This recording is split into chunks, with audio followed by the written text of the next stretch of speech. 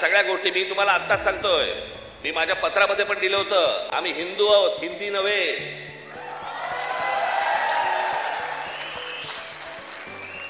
पण हिंदुत्वाच्या बुरख्या खालून जर समजा तुम्ही माझी मराठी संपवायला येणार असाल, माझ्यासारखा कडवट मराठी तुम्हाला सापडणार पण नाही.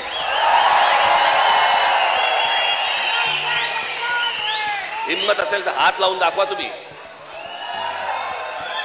आणि हे सगळं षडयंत्र तुम्ही नीट समजून घेतलं पाहिजे. षडयंत्र मुंबईला जर हात लावायचा असेल, तर या ठिकाणचे सगळ्या मीरा भाईंदर पासून तिथे पालघर पर्यंतच्या सगळ्या जेवढ्या मतदारसंघ आहेत, हे मतदारसंघ ह्यांना अमराठी लोकांचे करायचे.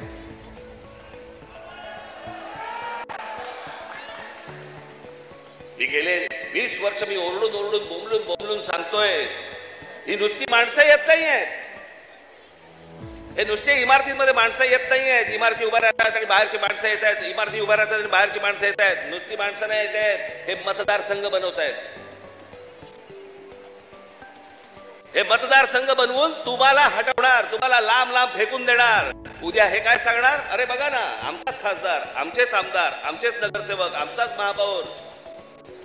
असं करून हे मुंबईपर्यंत पोहोचणार. आणि हा अख्खाच्या अख्खा पट्टा, हा सगळा गुजरातला मिळवण्यासाठीचे सगळे खटाटोप सुरू आहेत. हे आज नाही, हे पूर्वीपासून सुरू आहेत. पूर्वी त्यांनी तर जाहीररित्या सांगितलं होतं, पण आता कसं आहे, आता हे लपून छपून हळूवार पद्धतीने या सगळ्या गोष्टी सुरू आहेत. हे काय षडयंत्र, हे आपण नीट ओळखा, हे समजून घ्या. हा सहज आलेला माज नाही. हे जास्त तुमच्या अंगावरती येतात आणि तुम्हाला सांगतात, नाही मराठी नाही बोलणार, आम्ही नाही बोलेंगे. हा जो माज आहे ना, हा माज तिथून आलेला आहे, तिथून.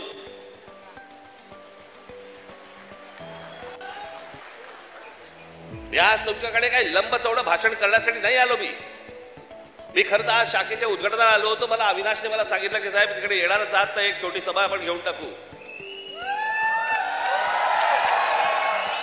पण मला तुम्हाला जे सांगायचंय ते हे सांगायचंय की तुम्ही सतर्क असले पाहिजेत. आज काहीतरी प्रकरण उसळलं आणि आज काहीतरी उघडलं म्हणून आज आम्ही जागे व्हायचं, उद्या त्याच्यानंतर आम्ही झोपून जायचं आणि मग बाकीचं सगळं पोखरलं जातंय. भुसभुशीत जमीन असते ना, घुशी तिकडे होतात, खडकामध्ये घुशी नाही होत. तुम्ही खडकासारखे टणक असले पाहिजेत. महाराष्ट्राची तुम्ही भक्कमपणे बाजू उभी केली पाहिजेत. महाराष्ट्र काय हा तुम्ही समजून घेतला पाहिजेत. मी जे सतत तुम्हाला जे सांगत असतो ना, 1400 वर्ष राज्य केलेला हा महाराष्ट्र या प्रांतावरती. मी अनेकदा बोलत आलो, तुम्हाला सांगत आलो की ह्याला पर्शियन लोक ह्याला हिंद प्रांत म्हणत. छत्रपती शिवाजी महाराजांची घोषणा पण काय होती, हे हिंदवी स्वराज्य व्हावे ही नव्हती, हे हिंदवी स्वराज्य व्हावे ही होती. या हिंद प्रांतावरती आमची सत्ता असावी. हा संपूर्ण हिंद प्रांत आमच्या हातामध्ये असावा. बाहेरच्यांनी येऊन आमच्यावरती इथे सरकार स्थापन नाही करायची. आम्ही कोणी गुलाम नाही आहोत. या प्रांतावरतीचा अधिकार कोणाचा असेल तो आमचा आहे. आणि 1400 वर्ष या मराठेशाहीने जे राज्य केलं, ज्याला आपण म्हणतो ना अटके पार आम्ही झेंडे फडकवले. अटके पार झेंडे फडकवले म्हणजे काय, आजही मला असं वाटतं पाकिस्तानच्या वायुव्याला नैऋत्यला तो अटक नावाचा किल्ला आहे, त्या किल्ल्यावरती भगवा ध्वज फडकला. ते अटक किल्ला, तो अटके पार झेंडे फडकवले आम्ही. तिथपर्यंत पोहोचले होते मराठे. तो महाराष्ट्र हतबल आहे. तो महाराष्ट्र यांच्या समोर हात पसरतोय. आम्ही भिका मागायच्या, आम्हाला न्याय द्या म्हणून. तुम्ही या महाराष्ट्राचे राजे, तुम्ही या महाराष्ट्राचे मालक. बाकीची माणसं बाहेरून आली, ती तुमच्यावरती रुबाब करणार. आणि आम्ही हतबलतेने त्यांच्यासमोर बोलणार, अरे नाही नाही भाई साहब ऐसा मत का.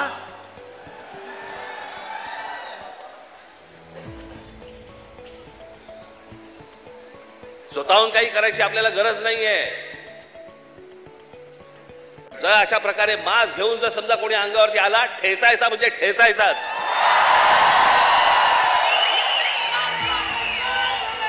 त्या दिवशी तो कोणतरी भारतीय जनता पक्षाचा एक खासदार,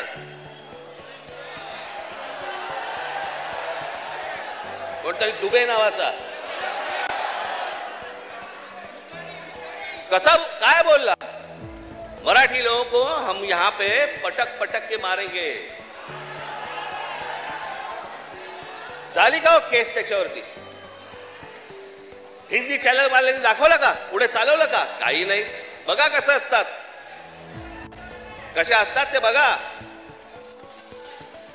तू आम्हाला पटक पटक के मारणार दुबे? दुबेलाच मी सांगतो, दुबे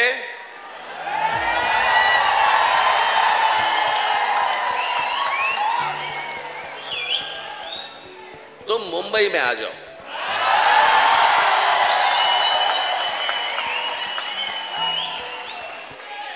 मुंबई के समुंदर में डूबे डूबे कर मारेंगे.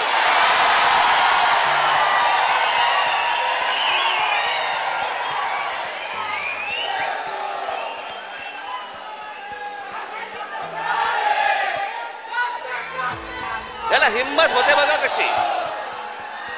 तुम्ही जर काही बोललात तर त्याची राष्ट्रीय बातमी होते. तुम्ही जर कुठची अमराठी माणसाबद्दल काही गोष्ट बोललात ती राष्ट्रीय बातमी. पण हे ज्यावेळेला बोलतात त्यावेळेला त्यांना माहिती असतं सरकार आमच्या मागे आहे. नवीन नवीन घडामोडी पाहण्यासाठी आजच आम्ही मुंबईकर 24 तासला लाईक करा, सबस्क्राईब करा आणि अपडेट रहा.